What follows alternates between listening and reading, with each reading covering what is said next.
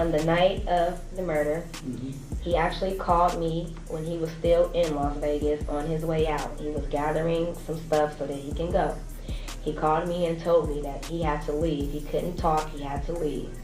And I'm like, where do you have to go? And he's like, I'm coming out to the Bay Area. I'm finna get me an apartment and stuff out there, and I need to leave out here real fast. And I'm like, well, what's going on, Jason?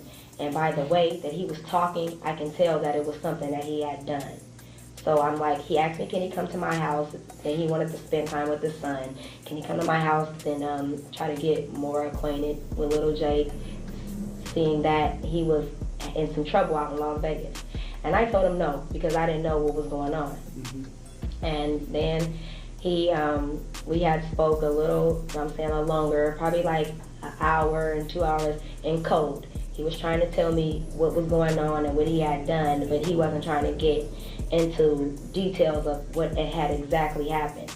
Tell me how he was talking to you in code. What was he saying? Okay, he was like, yeah, you know, it was a concert out here tonight, and you heard what happened to them niggas that did that to Mac Dre. I'm like, who are you talking about? And he's like, yeah, you know, we can't speak on what happened. I mean, who they are or whatever. We can't speak on their names or whatever. We can talk more in person when I get to the Bay Area. This was in the first phone call? This was the first phone call. Okay. And then I'm like, okay, well, where are you? And he said that he was driving out. And when he was saying where he was at and when he was driving out and stuff like that, I was hearing some other people in the background. I heard another girl's voice. I heard probably 2 to 3 more girls' voice and the guy. And he just was so anxious, telling me he needed to come to my house. He needed to see me right away, and he's leaving. Hey, shout out KC is the town, right? Y'all make sure y'all go check out this full documentary. This is the most detailed documentary I done seen regarding the Mac Dre, Fat Tone, and all that shit. Mac Minister, all that cowboy. Rest in peace to them. You know, the plot thickens, man. You know, we gonna keep it lit. And that was pretty much basically what he said about the murder that happened that night. That wasn't when he actually told me what had happened, but he was telling me in so many words. All right, now let me ask you this. How do you know that that phone conversation you were having with him was on the night that these murders occurred? Because that's what he said. That's what he said, not that night, but he said that when we actually met in person, he said that's what that phone call was all about. That's when he defined it, the conversation that we had about that. When did that happen? When did he? The next 2 days, probably. I know it wasn't more than 2 days because he was so anxious to see me and to see my son. So probably he had came when he had got to the Bay Area. He had probably gotten comfortable or whatever, and then he actually came over to my house on Northridge.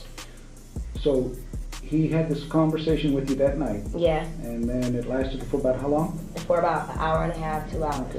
Okay. Did he call you at home or on your cell? He called me on my cell. Okay. And do you know if he was at his house or on his cell? He was on his cell. Okay. How do you know that? Because when he called me, his number came up. Okay. And it wasn't the 408 number he has now. It was another number that he had before this. All right. And then how long do you think it would have taken him to get up here to the Bay Area? Probably 7 hours, 8 hours, something like that. And so he didn't call you when he got up here? No, he didn't call me when he got up here. Okay, tell me when was the next contact you had with him? Okay, is when he actually came to my house. He actually called me and told me that he had some gifts and stuff for my son, and he wanted to come over. And I didn't know what was going on, so I okayed it. I said, okay. So when he came over, then that's when he actually gave me the confession of what he had done and everything, how everything happened, and just everything. Okay. Tell me about that. Tell me what he said to you. Okay, he actually told me that, okay, this was planned. What had happened to those 2 guys was planned. It was rehearsed for 3 months now. Hey, you know what's crazy? I seen, I don't know if it was Cowboy Brother, right? Or I don't know who it was, but I had seen some people from Kansas City, right, talking about the situation. they was kind of like describing what they think happened, right? Like, and they was saying that's how we do niggas. You feel me? We shot with niggas, shot with you once, shot with you 2 times, then get you on the 3rd. You feel me? It had been rehearsed for like 3 months now. And he said that Choppa was being cool with the other guys in the little time period of the 3 months. He was being cool. They were talking backwards and forth. He'll call them, they'll call him, and then he got them to trust him so much that he brought them out to Las Vegas. Who's Chopper? Chopper is the guy that was supposed to have been with Jason Mathis when everything happened. Is what Jason Mathis said. Do you know what his real name is? No, I just know his name is Chopper, and sometimes Jason called him Mac Man. Mac Man? Yeah, Mac, and then he's a Bay Area rapper, so I mean everyone knows him. Okay. Have you ever seen him? Yes, I've seen him. Okay. If we showed you a picture of somebody, would you recognize it if it was the guy that you know as Chopper? Of course. Okay. All right. Okay, go ahead. Okay, and then he said to me that Chopper had called the guys and told the guys, "Oh, hey, you know, I'm in the music industry and I can hook you guys up with Snoop. Snoop is out in Las Vegas right now, and we gonna meet up at the concert, and you guys can do a show together."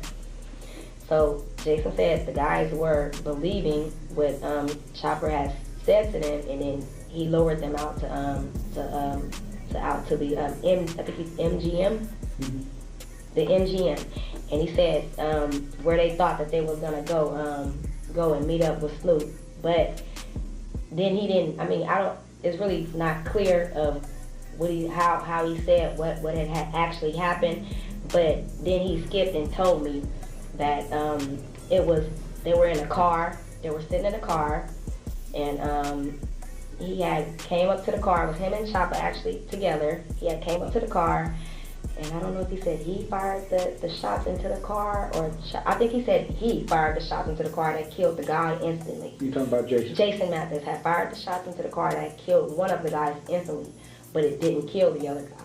The other guy got out the car and was trying to run, and Jason said the other guy, it was still shots. It was like other shots. Chopper was shooting what it was supposed to have been a little gun. Jason said it was little, so I'm thinking, he said his Chopper gun was little, and his gun was like da da da da da, and Chopper gun was like bah bah.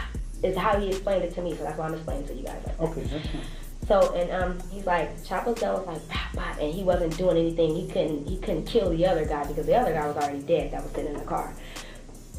And he said he walked up on the guy, and Chopper did shoot him enough times for the guy to fall, and he fell down to the floor. And I guess he didn't say how he turned over or anything, but he just said he got up on the guy, and he had the guy pointed into the gun pointed into the guy's chest, and the guy was saying, please don't shoot me, I don't have nothing to do with this, please don't shoot me. And then the guy grabbed the gun, and they were struggling with the gun, and then Jay said he just let off the shots into his chest.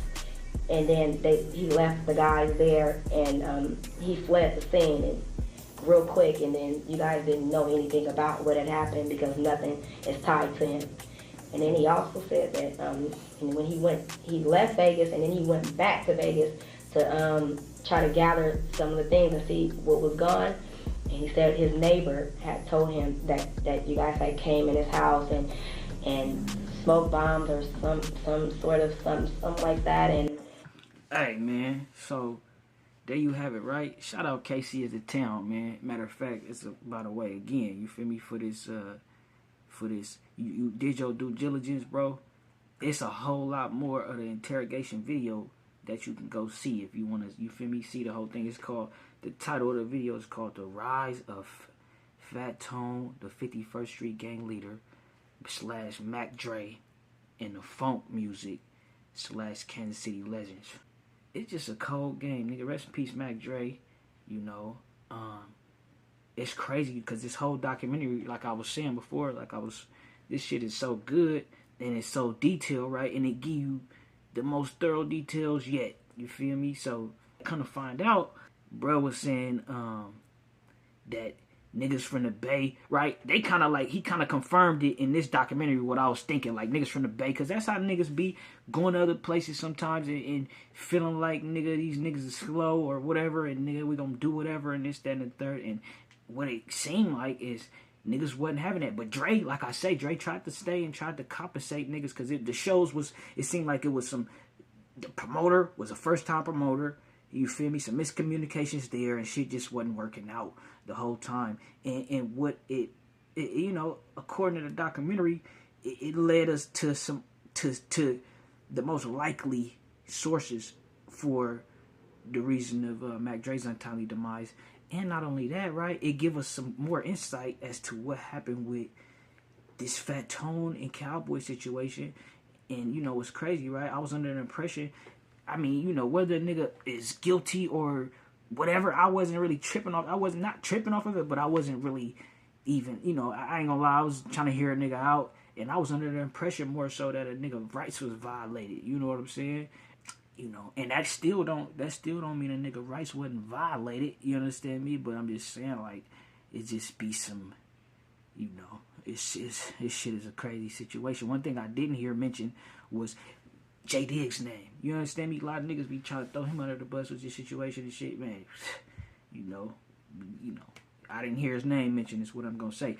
They did mention, she did make mention, right, further on in the interrogation, which you, if you go check out the documentary and see, she made mention that, you know, that Mac Minister and Jason Mathis had went to Vallejo, right, to go retrieve money for the killing of Fat Tone and Cowboy. But y'all niggas, let me know what y'all think down below about this documentary. This motherfucker's so cold. Shout out KC is the town once again. I was just watching. Matter of fact, after I already watched this whole shit through, you know what I'm saying? But I was just watching the Delio, the 246, some shit, Delion, I don't know the nigga name. But yeah, it was some other documentary he had on there. He got some good ones, you know what I'm saying? And I'll be tapped in, so shout out to him. Y'all niggas, let me know what y'all think.